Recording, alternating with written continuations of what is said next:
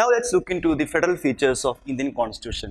One is dual polity, that is the presence of two government, that is central government and state government. Here the central government deals with the matters of national importance like defense, foreign affairs, currency, etc. Likewise, the matters which have national importance, that matters will be dealt by the central government, and the matters of regional or local importance will be dealt by the state government. Say example, public order, health and sanitation.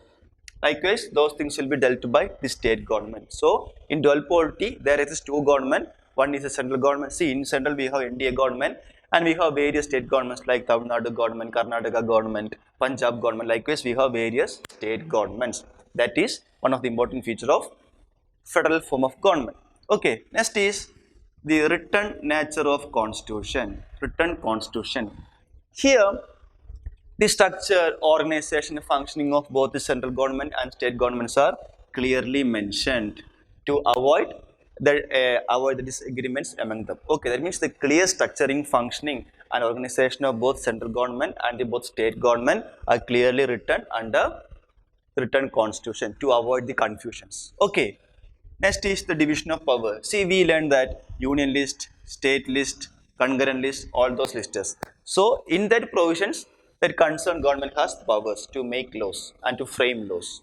Okay, that is clear division of power is also mentioned under the constitution in case of federal features. And on that list or that subjects, that concerned government has the more powers. Okay, next is supremacy of constitution. Here, both the central government and state government has to act according to the provisions of constitution only, beyond which they cannot exercise their powers. That means both the central government and the state government has to act according to the provisions of constitution only, and beyond which they have no powers to exercise their functions.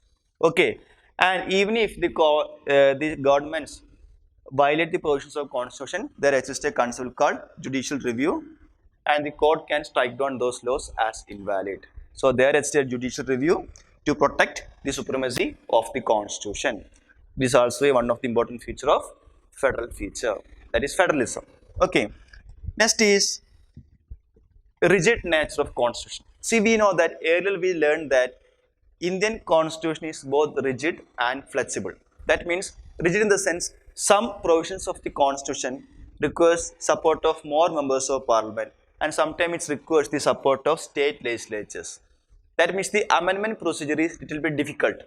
But in case of flexibility, the provisions can be altered by using a simple majority or by simple easy method like a normal laws. So here rigidity means some provisions require the joint action of both center and state. Say example, the provisions which altering the federal structure of our constitution need to be passed by a special majority in the parliament and also requires the support of half of the state legislatures. That means those provisions can be amended only at least half of the states support that concerned bill. So there what happens, the amendment procedure become a little bit difficult, which shows the powers of state government. So that is also a feature of federal form of government. Example, we can say that the election manner of president, because president represents both the center and the states. So even if the election manner of president has to be amended, after passing by a special majority, it has to be supported by half of the state legislature also. Again, we can say that the GST Act. See, this GST Act altered the financial relations between the center and state government. So this bill has to become act means it has to pass by a special majority in the parliament, and then half of the state must support that concerned bill. Then only this will become an act. So this shows the powers of the state government, which is an important feature of federal form of government. Okay, next is independence of judiciary. See, to uphold the supremacy of the constitution, our judiciary should be independent. Because why means the judiciary looks into the legality of laws made by the central government as well as the state government. Okay, and also if there exists a dispute between center and states, the judiciary will resolve it. So, judiciary law likewise more functions. To do that functions properly in an efficient manner, we need to give independence to judiciary. Okay. Seventh feature is bicameralism. Bicameralism. Bi means two, that is presence of two houses, that is Lok Sabha and Rajya Sabha. See, we know that Lok Sabha represents people and Rajya Sabha is also known as Council of States, represents states in the parliament. So states powers are given through Council of States in the parliament, which also promotes the federal equilibrium in our country. So existence of bicameralism is also a feature of Indian form of federalism. So as of now, we learned 7 features of Indian federalism. One is dual polity, presence of two governments, that is central government and state government, and important matters are dealt by central government like defense, foreign affairs, currency, and so on. And the matters of regional or local importance are dealt by state government, example public order, health and sanitation, etc. And we have written constitution, that is the structuring, functioning and organization of both central government and state government, clearly written to avoid the confusions. Okay. Next is division of powers in the form of union list, state is concurrent list. You know that supremacy of constitution, because the government has to act only according to the provisions of the constitution, and beyond which they cannot exercise their functions. If they exercise likewise, there is a constitutional called judicial review, that is the Supreme Court can strike down, the judiciary can strike down it as unconstitutional. Okay. Next is rigidity of the constitution, that means some provisions can be amended or altered with the support of state legislatures only, which shows the importance of state in the Indian federalism. To look into the supremacy of constitution, we need an independent judiciary because it looks into the legality of laws and also resolves the disputes between center and states. Bicameralism, presence of two houses, that is Lok Sabha and Rajya Sabha.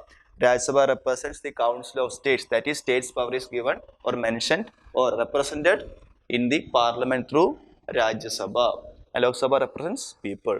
So these are the most important features of Indian form of federalism. Okay.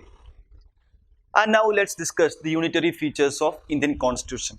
One is strong center. See, we have a strong center even though we follow a federal form of government. This is reflected by the means that the division of power is more favored towards the union government or towards the center. That means we said we have union list and state list. Okay.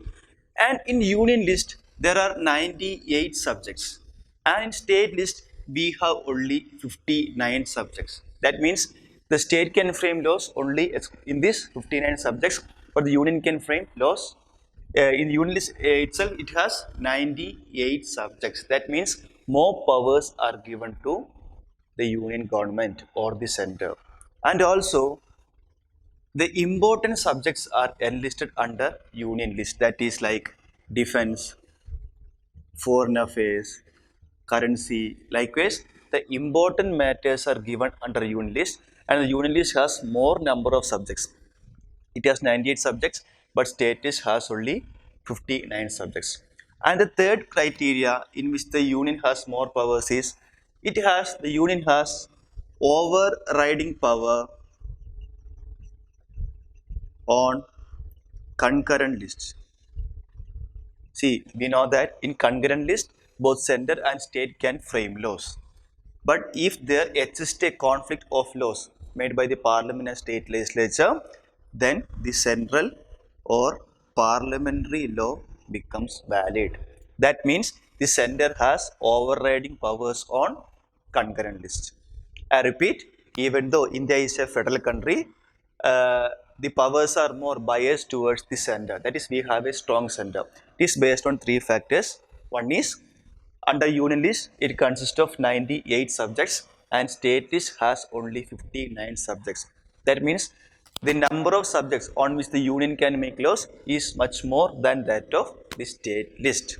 Okay. Second thing is the important matters like defense, foreign affairs, currency, and many so on are given under union list.